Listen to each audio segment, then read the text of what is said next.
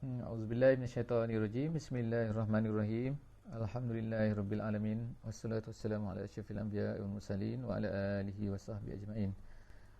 Nahmaduhu wa nasta'inuhu wa nastahdihi wa nastaghfiruh wa na'udzubillahi min syururi anfusina wa min sayyiati a'malina. Man yahdihillahu fala mudhillalah wa man yudlil fala hadiyalah. Nashhadu an la ilaha illallah wa nashhadu anna Muhammadan abduhu wa rasuluh. Allahumma salli ala Sayyidina Muhammad wa ala alihi wa sahbihi ajma'in.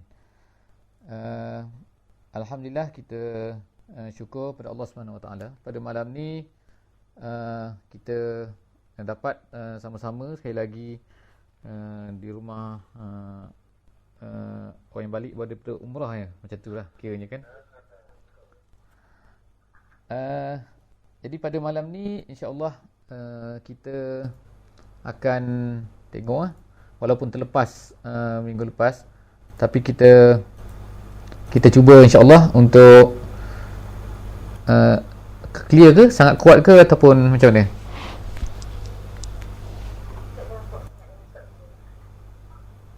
Suara boleh insya-Allah. Okey, terang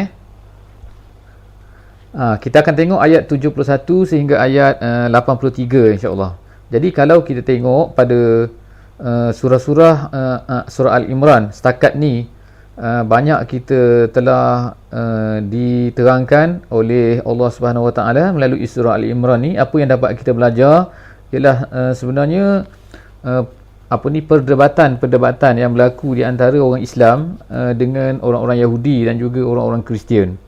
Jadi bermula daripada kisah di mana Allah Subhanahu Wa Taala, kisah tentang keluarga Imran dan seterusnya, kisah Nabi Isa.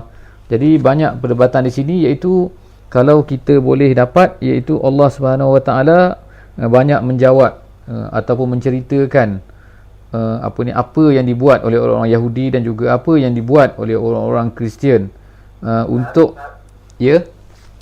boleh jauh sikit pada mic sikit. Jauh sikit ya. Ada pecah-pecah sikit. Macam mana macam tu? Okey. Alright ya. Macam tu ya, insya-Allah. Okey, macam tu. Jadi banyak benda-benda yang diterangkan oleh Allah kat sini, iaitu dia nak jawab kemusykilan ataupun perkara-perkara yang orang-orang Yahudi dan juga Kristian ni nak memeningkan kepala orang Islam. Jadi di sini Allah ceritalah perdebatan dan juga sikap-sikap yang dibuat ataupun yang diambil oleh orang kafir ni, orang Yahudi dan juga Kristian. Jadi maknanya kalaulah kita yang hidup sekarang ni, bila kita baca surah Al-Imran, sebenarnya dia akan banyak membantu kita untuk memahami sebenarnya sikap orang-orang Kristian dan juga sikap orang Yahudi. Kalaulah di kisah dalam surah Al-Baqarah, kita banyak diceritakan tentang kisah sejarah ya. Iaitu sejarah yang menceritakan tentang orang-orang Yahudi dan juga orang-orang Kristian. Sejarah mereka, macam mana mereka ni dengan Nabi Musa dan Nabi Sulaiman dan sebagainya. Tetapi dalam kisah dalam surah Al-Imran ini, apa-apa yang mereka kelang-kelibukkan orang Islam, yang mengharu-birukan orang Islam, dan apakah usaha-usaha yang mereka buat untuk memeningkan orang Islam. Jadi kisah ni sebenarnya, surah Al-Imran ni adalah turunnya di Madinah. Jadi kalau sahabat-sahabat semua, kalau kita faham, orang-orang Islam yang berada di Mekah ni, semasa mereka berada di Mekah, mereka tidak menghadapi masalah tersebut, iaitu masalah haru biru pemikiran yang dibuat oleh orang-orang Kristian dan juga orang Yahudi. Kerana di Mekah ni tak ada orang Yahudi dan juga orang Kristian pun sebenarnya memang tak ada. Yang datang mungkin datang berniaga sekali-sekala. Tetapi apabila orang Islam ini dah pindah ke Madinah, mereka berjumpa dengan orang Yahudi, dan orang Yahudi itu adalah salah satu daripada minoriti yang besar. Mungkin kita boleh katakan, mungkin ialah perumpamaan seperti kalau di Malaysia ni untuk orang Cina dan juga orang India, macam tu ya. Jadi oleh kerana bilangan mereka besar dan mereka pula mempunyai harta kekayaan dan memonopoli bisnes dan juga pasar-pasar yang berada di Madinah. Jadi kekuasaan mereka ni sangat besar di Madinah. Jadi orang Islam yang datang daripada Mekah ni yang belum terbiasa lagi dengan keadaan orang-orang Yahudi ni. Orang Yahudi dulu semasa mereka berada di Madinah, sebelum datangnya Islam ke Madinah, Jadi mereka ni sentiasa menindas dan memandang hina kepada orang-orang Arab ni. Jadi apabila datangnya orang Islam, jadi datang Islam ke Madinah, jadi orang-orang di Madinah ni bila mereka masuk Islam, jadi orang-orang Yahudi ni merasai diri mereka ni terancam. Jadi apabila itulah banyaklah usaha-usaha yang dibuat oleh orang kafir ni, orang Yahudi, untuk memeningkan kepala orang Islam. Jadi apabila datangnya Islam dengan ajaran-ajaran yang menceritakan tentang Nabi Isa, tentang Nabi Ibrahim, tentang Nabi Ismail, tentang Nabi Ishak dan sebagainya, jadi dalam ayat-ayat yang lepas yang sebelum daripada ni, iaitu muka surat 58, 57 dan sebagainya, kita dah boleh bacakan bahawa Allah Ta'ala menjawab balik apakah benda-benda yang dikatakan oleh orang-orang Yahudi ni. Sebagai contohnya dalam ayat 67, kalau kita boleh balik ke belakang, patah balik ke belakang satu muka, ayat 67, dia kata, Allah Subhanahu Wa Taala kata, makana Ibrahimu Yahudiyan wala Nasraniyan walakin kana hanifan muslima wa ma kana minal musyrikin. Jadi Allah Subhanahu Wa Taala menafikan. Bila Allah nafikan di sini bahawa dia kata Nabi Ibrahim itu bukannya Yahudi dan bukannya Nasrani. Jadi bermakna bahawa orang-orang Yahudi dan Nasrani ni mengatakan bahawa Nabi Ibrahim ni adalah Yahudi ataupun Nasrani. Sedangkan Yahudi dan Nasrani ni adalah ajaran yang dipesongkan oleh pengikut-pengikut Nabi Isa dan juga pengikut-pengikut Nabi Musa AS. Jadi macam mana boleh Nabi Ibrahim ni boleh patah balik ke belakang? Agama Yahudi dan Nasrani itu boleh balik ke belakang. Jadi ini adalah jawapan Allah Ta'ala kepada mereka. Jadi sebenarnya Nabi Ibrahim ini, kata Allah, walakin kana hanifan muslima. Bahkan Nabi Ibrahim ini adalah hanif muslim. Hanif ni suci bersih, muslim. Jadi bermaknanya sepatutnya orang-orang pengikut Nabi Musa dan yang pengikut Nabi Isa ni sebenarnya mereka ni muslim. Mereka ni bukannya Yahudi dan bukannya Kristian. Jadi mereka ni apabila dah pesongkan daripada Islam mereka tu, apabila Nabi Musa bawa Islam, Nabi Isa bawa Islam, tapi bila dah diselewengkan oleh pengikut-pengikut ni Nabi ni, lalu itulah mereka bertukar menjadi Yahudi dan juga bertukar menjadi Nasrani. Jadi kalau kita boleh katakan sekarang ni, mereka yang hidup pada hari ni, mereka ni sebenarnya bukan lagi betul. Sebab kalau betul, mereka mestilah Muslim, bukannya Yahudi dan bukan Nasrani.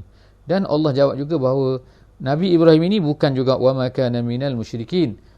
Nabi Ibrahim bukannya orang musyrik. Dia tidak musyrik, iaitu seperti mana yang dibuat oleh orang-orang Arab yang lain yang menyembah berhala dan mensyirikkan Allah dengan berhala-berhala tersebut.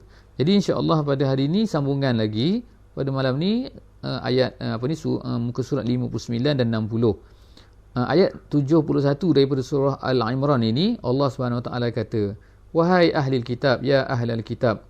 Jadi dia panggil ahli kitab kat sini.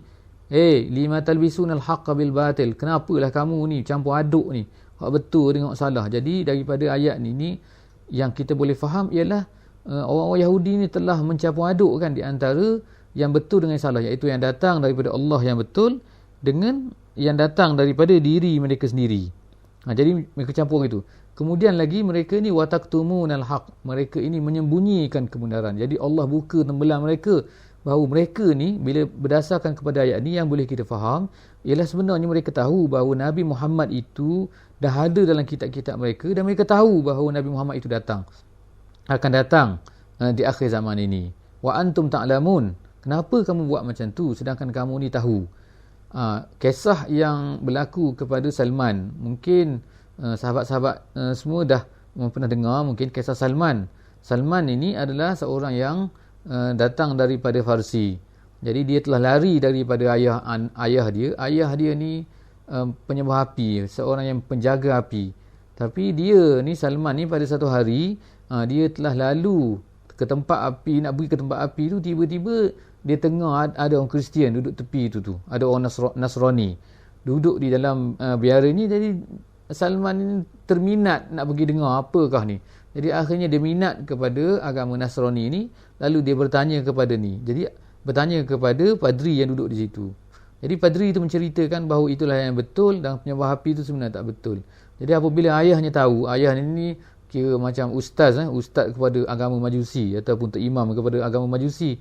Bila dia tahu si Salman ni yang muda lagi ni terpengaruh dengan ajaran Kristian tu, ajaran Nasrani tu, maka dia pun ikat Salman ni. Akhirnya Salman ni dia dapat melepaskan diri, lalu dia lari daripada ayahnya. Jadi dia duduklah dengan padri yang jauh daripada situ. Jadi akhirnya dia belajar. Sampailah apabila padri itu mati, dia lari kepada padri yang lain. Dia tanya, setiap kali padri itu nak mati, dia tanya, manakah lagi padri yang dia boleh belajar dan duduk kat situ. Lalu berpindahlah dia dari satu tempat, sampailah ke negeri Syam. Bila sampai ke negeri Syam, bila dia tanya kepada, saya rasa itu tok guru dia, padri yang ketiga ataupun yang keempat macam tu. Lalu dia bertanya, lalu padri tersebut berkata, dia kata, atas dunia ni sekarang ni dah tak ada dah yang elok. Sebab sekarang ni agama baru, nabi yang terakhir akan datang, akan lahir di suatu tempat. Jadi disebutkan sifat-sifat tempat tersebut. Jadi maknanya Salman pun carilah jalan apabila tok guru dia tu mati, padri tu mati, dia nak pergi ke tempat di mana dikatakan nabi terakhir itu akan lahir. Jadi kesimpulan daripada ini, akhirnya Salman jumpalah di situ, jumpa Madinah, ditawan, lalu jadikan hamba, lalu menjadi hamba kepada seorang Yahudi. Dan akhirnya dia pun masuk Islam di Madinah ketika Nabi telah datang ke Madinah. Jadi kesimpulan daripada cerita ni, sahabat-sahabat semua, apa yang dapat kita nak katakan ialah bahawa sebenarnya padri-padri Nasrani ini tahu bahawa agama Islam ni adalah betul. Dan benda ni ada dalam kitab-kitab mereka, bahkan diceritakan di tempat manakah akan lahirnya Nabi Muhammad SAW, sehinggalah Salman Al-Farisi ini dia tahu tempat di mana Nabi Muhammad SAW itu dilahirkan, dan dia datang ke Madinah ni sebelum lagi sebelum Nabi SAW datang ke Madinah. Jadi sahabat-sahabat semua, itulah ayat yang diceritakan kat sini bahawa sebenarnya orang Yahudi ni tahu. Jadi sengaja mereka menyembunyikan sebab mereka tak nak Bani Israel ni mengikut, sebab mereka ni dengki kepada Nabi Muhammad SAW kerana datang daripada keturunan Nabi Ismail AS. Kemudian seterusnya ayat 72, وقالت طائفة من أهل الكتاب آمنوا بالذي أنزل على الذين آمنوا وجه النهار واكفروا آخره لعلهم يرجعون. Jadi dalam ayat ni ada sebahagian daripada jenis ahli kitab. Allah sebut macam ni jadi ini ayat cerita lain pula iaitu ada sebahagian daripada ahli kitab ni mereka ni berperangai macam ni, iaitu mereka suruh sebahagian daripada mereka ni masuk Islam. Jadi mereka suruh masuk Islam pada waktu pagi, kemudian pada waktu petang pula mereka suruh kufur. Maknanya masuk sekejap lepas tu keluar balik. Kenapa ada orang-orang Kristian, orang Yahudi ni buat macam tu? Supaya mereka ni nak memeningkan kepala orang-orang Islam. Jadi bila mereka dah masuk, kemudian mereka keluar balik, jadi orang Islam yang duduk dalam tu, orang Arab yang duduk dalam tu, mereka dia ni dah masuk lepas tu keluar balik. Jadi mesti ada tak betul dalam agama ni. Sebab itulah mereka ni masuk. Jadi mereka ni buat satu tindakan, iaitu meragu-ragukan. Mereka bukannya tak masuk langsung, tapi mereka masuk, tiba-tiba mereka keluar. Jadi nak menjadikan orang Islam tu yang masuk dalam tu pening kepala, ragu-ragu dan rasa bahawa mesti ada dalam agama Nabi Muhammad ni ada tak betul. Jadi itu taktik-taktik yang dibuat oleh orang Yahudi sejak daripada dahulu lagi, yang mungkin akan berlaku sekarang ni tetapi dalam bentuk yang lain. Mungkin kita tengok orientalis yang ada di barat, yang belajar Islam dengan banyaknya, tiba-tiba dia kata dia terjumpa dalam Islam ni macam ni yang orang Islam tak tahu. Jadi kita pun jadi pening, sebab dia kadang-kadang orientalis ni, mereka ni belajar Islam lebih banyak lagi daripada orang Islam sendiri. Dia tahu bukan sekadar Quran hadis, bahkan mereka kadang-kadang hafal Quran hadis. Of course lah, mereka boleh bercakap bahasa Arab dengan baik, boleh membaca kitab-kitab Arab dengan baik dan sebagainya. Jadi itu teknik-teknik mereka. Kemudian lagi Allah SWT sebutkan dalam ayat 73, wala tu'minu illa liman tabi'a dinakum. Jadi dia kata jangan kamu beriman kecuali orang yang mengikut agama kamu. Jadi ini saya rasa insya-Allah boleh baca. Kemudian seterusnya saya nak bawa ayat beberapa poin ataupun beberapa key penting dalam ayat 75. Dalam ayat 75 ni Allah Subhanahu Wa Taala sebut walaupun gitu ada di kalangan orang ahli kitab ni mereka ni yang baik. Jadi tak semua makna ahli kitab tu perangai dia buruk, tidak. Ada yang baik juga. Baik maksudnya baik dari segi muamalat mereka, baik dari segi pergaulan mereka, dan mereka ni kadang-kadang ada juga boleh dipercayai dari segi pergaulan mereka. Macam kita tengok, seperti kita tengok pada hari inilah, ada sebahagian daripada kita kata orang barat ataupun orang kafir ni kadang-kadang boleh dipercayai. Seperti kita tengok kalau di barat jual beli setengah-setengah tu kan, jual paper surat khabar ni, campak duit kat situ je kan, kemudian ambil paper. Kalau di Malaysia memang tak boleh lah. Itu kan sekejap hilang, surat khabar pun hilang, penjual goreng pisang ambil semua, dan kemudian duit pun hilang, diambil oleh mak rempit dengan penagih dadah. Tapi benda ni mungkin kita tengok berlaku di negeri barat, dia boleh buat macam ni. Seolah-olah kadang-kadang kita rasa bahawa mereka ni lebih amanah lagi daripada ni kan. Tapi benda ni bahawa Islam ni tak berlaku. Jadi ini nak cerita, dalam setengah-setengah perkara ada juga orang ahli kitab ni dia ni baik. Jadi Allah SWT sebut benda ni, akui bahawa setengah mereka ni baik. Allah sebut kat sini kan dalam ayat 75, wa min ahlil kitab man in ta'manhu biqintarin yu'addihi ilaik, iaitu di antara orang ahli kitab ni ada yang kalau kita percaya, kita ni boleh percaya kat dia, kalau kita letakkan kepada mereka ni harta yang banyak bertimbun-timbun pun kita boleh percaya. Ini diceritakan bahawa ada seorang Yahudi pada masa tu, nama dia Abdullah bin Salam. Dia letakkan harta seseorang diberi amanah untuk minta tolong jaga beribu-ribu. Akhirnya bila minta balik, dia bagi balik duit tu. Tetapi dia kata, Allah SWT kata kat sini, ada di antara mereka ni kalau letak 1 dinar je, 1 dinar ni dah 200 lebih Malaysia, 280 lebih kurang Jadi sebanyak itu 1 dinar pun dia letakkan, tetapi dia tak nak bagi balik. Dia kata tak adalah, pandailah dia pusing-pusing nak kata duit dia tak adalah macam-macam illa ma dumta alaihi qaima, kecuali lah kata terpaksa tunggu nak dapatkan duit tu. Jadi itu nama, ada seorang Yahudi nama tu Ka'ab bin Ashraf. Jadi Ka'ab bin Ashraf ni adalah seorang Yahudi juga, perangai dia memang jahat. Jadi maknanya dari segi muamalah ada macam tu. Sebab apa? Kenapa sebahagian daripada Yahudi sebagai itulah orang Yahudi yang kata Abdullah bin Salam tadi tu, yang sangat baik dan sangat amanah tu, boleh dipercayai itu, akhirnya dia ni masuk Islam. Jadi maknanya ada di antara orang Yahudi sebenarnya tahu bahawa Nabi Muhammad SAW ni betul. Jadi Abdullah bin Salam ni, kalau kita baca cerita kisah dia ni, dia pun macam tu juga. Bila dia Islam, dia berpura-pura tak Islam lagi. Dia tanya orang Yahudi apa pandangan dia terhadap Abdullah bin Salam. Memang orang Yahudi semua kata dia baik. Tapi bila dia kata dia dah masuk Islam, orang semua kutuk dia, kata awak ni memang teruk, jahat lah, semua sekali kan. Jadi memang itu perangai orang Yahudi. Kemudian Allah SWT sebut kat sini, kenapa orang Yahudi dia ni sangat pandai, kita nak kata dia ni sangat pandai pusing. Pandai pusing maksudnya, kita kata orang bagi amanah 1 dinar pun tak boleh jaga. Sebab bagi dia, Allah SWT sebut kat sini, di antara pegangan ahli kitab orang Yahudi ni ialah disebut zalika bi annahum qalu laisa alaina fil ummiyina sabil. Ini kita kena pegang ayat ni memanglah kita nak hafal tak boleh kan, tapi ini adalah pegangan orang Yahudi yang Allah SWT ceritakan kepada kita, iaitu zalika bi annahum qalu laisa alaina fil ummiyina sabil. Bagi mereka panggil orang-orang yang bukan Yahudi ni ummiyin. Jadi ummiyin, kalau sekarang ni dalam buku-buku Yahudi, dia panggil orang-orang yang bukan Yahudi ni sebagai goyim. Jadi goyim tu lebih kuranglah maksud dengan ummiyin. Ummiyin ni orang-orang bodoh, orang-orang yang buta huruf, orang-orang yang tak, itu maknanya satu gelaran yang buruk bagi orang dululah. Jadi laisa alaina fil ummiyin sabil, maksudnya kita ni tak salah, maknanya kita ni tak berdosa kalau kita buat apa-apa terhadap orang-orang ummi. Jadi pegangan orang Yahudi sebenarnya benda ni ada termaktub di dalam buku-buku mereka. Bagi mereka dipanggil goyim kita ni. Jadi goyim ni tak kisah dia orang nak menganiaya goyim, nak ambil duit goyim ke, nak ambil riba daripada goyim ke. Jadi orang Yahudi ni bagi dia sesama dia tak boleh ambil riba, tetapi kalau terhadap manusia goyim, jadi bagi dia boleh ambil riba. Lagi banyak, lagi bagus.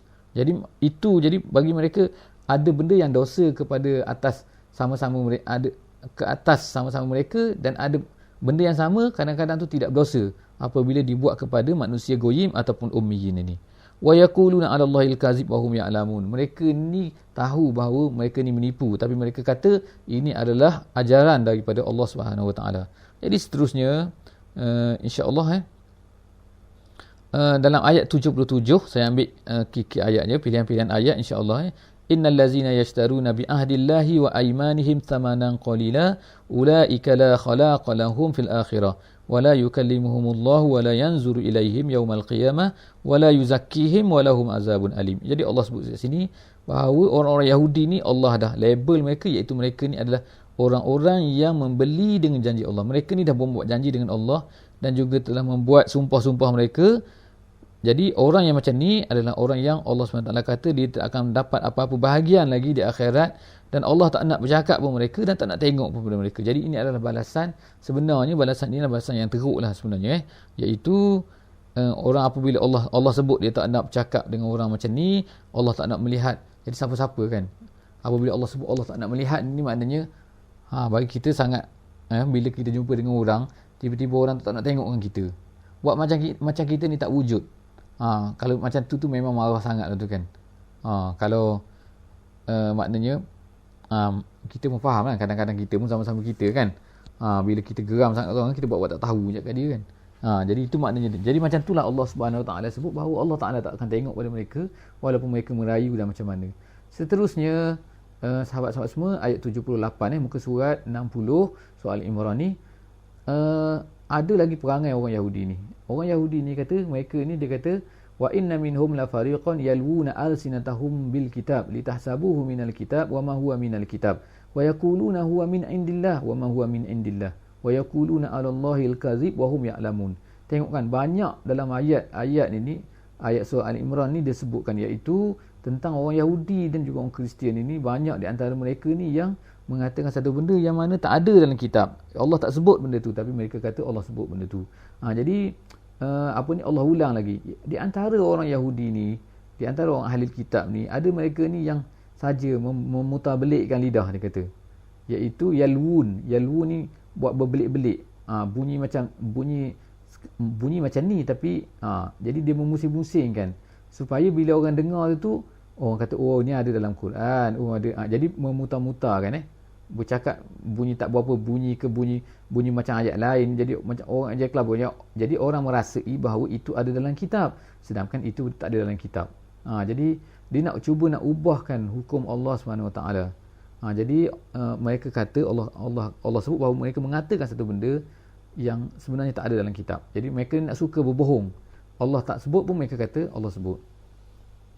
Kemudian dalam ayat 79 lagi, ini kisah apabila orang Yahudi ni, mereka ni telah orang Kristian, mereka ni telah mengambil Nabi Isa ni sebagai Tuhan. Ada satu kumpulan orang Kristian ni banyak duduk di selatan pada masa tu, selatan Mekah, di sebelah selatan, iaitu tempat nama dia Najran. Jadi Najran ni sampai sekarang ni adalah tempat tu nama Najran. Jadi Najran ni kawasan dulu adalah kawasan orang Kristian. Jadi mereka kata bahawa dalam kitab ni ada sebut bahawa Nabi Isa AS ni adalah anak Tuhan. Jadi mereka jadi Allah Subhanahu Wa Taala telah menyebutkan benda ni. Wa ma kana li basharin an yu'tiyahu Allahu al-kitab wal hukmah wan nubuwwah summa yakun lin-nas kunu ibadalli. Jadi Allah Subhanahu Wa Taala kata kat sini, tidak mungkin bagi seorang yang telah diberi kitab oleh Allah, maknanya Nabi serta hikmah, dan kemudian dia berkata kepada manusia, jadilah kamu penyembahku. Jadi orang-orang Kristian di Najran tu mereka ni kata bahawa Nabi Isa ni suruh sembah dia, sedangkan Allah kata tidak ada macam tu. Tetapi sebenarnya yang sepatutnya walakin kunu rabbaniyin, yang Allah minta daripada kita ialah menjadi rabbaniyin, bukan menjadi hamba atau penyembah kepada nabi-nabi. Tapi semua kita ni, termasuk kita pengikut Rasul dan juga Rasul, hendaklah menjadi rabbani. Jadi rabbani, kalau kita kata dekat Malaysia ni ada satu kumpulan, nama dia kumpulan nasyid rabbani. Jadi bukan dia je kena jadi rabbani, kita ni semua kena jadi rabbani. Rabbani maksud dia ialah manusia yang tunduk kepada Allah, manusia yang mengabdikan diri kepada Allah. Bukannya manusia-manusia yang mengabdikan diri kepada Rasul. Jadi itu tak betul. Jadi kemudian lagi, wala ya'murukum an tattakhizul malaikah. Ada juga orang yang mengambil malaikat sebagai disembah. Ada orang mengambil nabi-nabi sebagai disembah. Jadi kalau kita tengok kan, ada orang Kristian letakkan patung Isa, kemudian patung Maryam. Jadi semua tu kemudian seolah membesarkan benda tu, jadi sembah.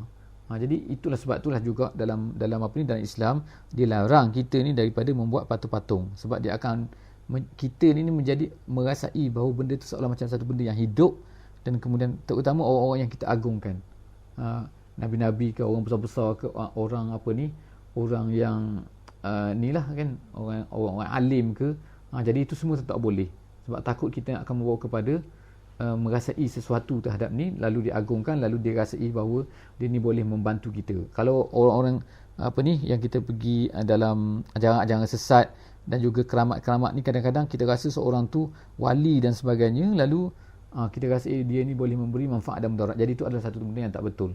Hanya Allah Ta'ala saja yang boleh memberi manfaat dan mudarat. Kemudian dalam ayat 81 insya-Allah sikit lagi insya-Allah ayat 81 pula kita tengok. Apa cerita ayat 81 ni? Allah cerita kesimpulan yang saya sebut bahawa semua nabi-nabi yang terdahulu, yang sebelum datang Nabi Muhammad SAW, Allah dah ambil janji daripada mereka. Apa yang Allah Ta'ala ambil janji daripada nabi-nabi terdahulu ni, iaitu kalaulah Nabi Muhammad ni datang, maka mereka mesti mengikut Nabi Muhammad dan mereka mesti membantu Nabi Muhammad. Itu dua janji. Janji Allah dah buat kepada semua nabi-nabi. Jadi maksudnya nabi-nabi ni apabila mereka ni nak wafat, mereka dah ceritakan kepada pengikut-pengikut mereka, iaitu apa? Mereka akan kata kepada pengikut-pengikut mereka, iaitu pada akhir zaman nanti akan datang seorang nabi, nama dia Ahmad, nama dia Muhammad. Apabila dia datang, kamu hendaklah beriman dengan dia, percaya dengan dia, dan hendaklah kamu bantu dia. Beriman saja tak cukup, tapi kena bantu. Jadi begitulah seterusnya. Jadi padri-padri yang betul, pengikut-pengikut Nabi Isa yang betul, pengikut Kristian Yahudi yang betul, mereka ni sentiasa pesan-pesan benda-benda itu. Tapi lama-kelamaan orang yang pesan-pesan ini tinggal sedikit, ramainya yang menyeleweng. Jadi itu kan dalam ayat ni, la tu'minunnah wa la tansurunnah. Jadi semua Allah kata, qala aqrartum wa akhadhtum ala zalikum isri qalu aqrarna. Allah kata, adakah, Allah tanya nabi-nabi itu, adakah kamu nak berjanji untuk mengambil dan apa ni, bersetuju dengan perjanjian ini? Mereka menjawab semua, kami setuju. Aqrarna. Qala, kata Allah, fashhadu wa ana ma'akum minasyahidin. Saksi, jadi saksi semuanya, aku akan bersama-sama kamu menjadi saksi bahawa kamu telah berjanji. Jadi tak mungkinlah nabi-nabi ni lupa untuk menceritakan perkara ni kepada pengikut-pengikut mereka sebelum daripada mereka meninggal ataupun sebelum mereka mati. Jadi begitulah daripada ayat ni juga ulama-ulama ambil pengajaran, sahabat-sahabat semua, iaitu kita juga ni dengan Nabi Muhammad SAW, tidak cukup kita ni menjadi orang yang beriman saja kepada Nabi Muhammad, tetapi kita kena jadi wala tansurunnah, iaitu kita kena menjadi orang yang membantu Nabi Muhammad. Membantu Nabi Muhammad maksudnya apa yang dibuat oleh Nabi Muhammad yang berat sangat, yang perlu dibantu, yang perlu ditolong, iaitu Nabi Muhammad kerjanya ialah menyebarkan Islam, sayang kepada manusia ni, takut kepada manusia ni, takut mereka ni tidak beriman. Jadi Nabi Muhammad telah bekerja bersungguh-sungguh untuk menjadikan orang-orang semua atas dunia ni beriman. Jadi kalau kita lah pengikut Nabi Muhammad SAW yang betul, jadi kita tak boleh hanya beriman saja. Kita beriman Nabi Muhammad itu adalah pesuruh Allah, dan kemudian kita tidak membantu Nabi Muhammad SAW. Jadi kita kena bantu insya-Allah Nabi Muhammad. Jadi itu sahabat semua. Seterusnya insya-Allah kita ayat yang saya rasa saya ambil ayat yang terakhir lah insya-Allah, ayat 83 pada malam ni, muka surat 60 surah Al-Imran ni, afa ghayra dinillahi yabghun wa lahu aslama man fis samawati wal ardi taw'an wa karha wa ilaihi yurja'un. Apakah afa ghayra dinillahi yabghun, apakah mereka nak mencari agama selain daripada Allah? Jadi ayat ni sebenarnya kalau ikut iramanya, ikut intonasinya, iaitu Allah Subhanahu Wa Taala ni marah kepada manusia ni, iaitu manusia-manusia yang tidak beriman dan juga tidak Islam sepenuhnya. Iaitu Allah kata, adakah mereka ni nak cari agama selain daripada Islam? Sedangkan Allah kata, apa yang ada di langit, man fis samawati wal ardi, dan apa yang ada di bumi, semuanya telah Islam. Walahu aslaman, telah semuanya telah Islam. Aslama tu fi'il, kata buat dalam bahasa Arab. Jadi yang kita panggilnya Islam datang daripada perkataan aslama. Aslama yuslimu Islam. Macam tu. Jadi kita ni Islam bermakna kita ni menyerah diri pada Allah.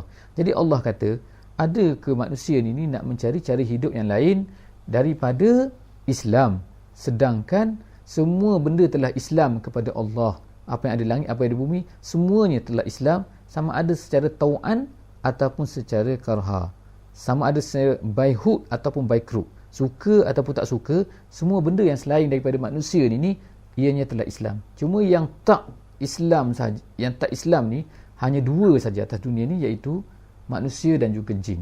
Jadi makhluk lain tak ada. Malaikat ke, pokok ke, batu ke, matahari ke, kita tengok, kita nak tahu dia ni Islam ataupun tak Islam, tunduk ataupun tak tunduk kepada perintah Allah, ialah kita tengok matahari. So matahari tak pernah dia ni dia tidur ke, dia rehat ke, ataupun dia rasa tak nak naik ke pagi esok, dia rasa nak boring, tak nak ikut.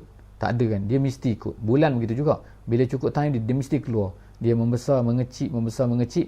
Jadi itu adalah patuh dia kepada Allah. Jadi kita panggil semua tu, kita tak, orang kafir dia tak perasan benda ni kan, sebab tak baca ayat ni, tak baca ayat 83 ni. Kalau orang baca ayat 83 ni barulah dia faham kenapalah batu ni bila kita lempar ke atas dia jatuh ke bawah, kenapalah air ni dia akan mencari tempat yang rendah.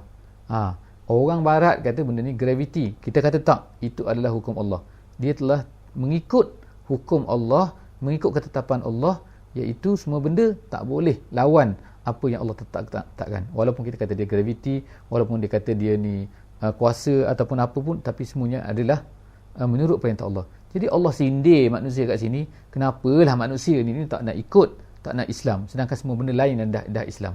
Jadi semua manusia yang tak ikut perintah Allah, yang kita kadang-kadang kita langgar perintah Allah, kita buat maksiat, kita tak nak ikut perintah Allah, sebenarnya kita patut malu kepada apa yang ada di keliling kita ni, yang semuanya sujud, patuh, bertasbih kepada Allah Subhanahu Wa Taala. Jadi sahabat-sahabat semua, cukuplah pada malam ni. Setakat tu aku qouli hadza wa astaghfirullahalazim wa lakum. InsyaAllah jumpa lagi insyaAllah minggu depan. Live ke tak live tu tak tahu lagi lah insyaAllah. Moga-moga Allah Ta'ala bagi kekuatan kepada kita untuk kita ni menjadi orang Islam, sebagaimana pokok-pokok dan batu-batu dan matahari dan bulan semua Islam kepada Allah.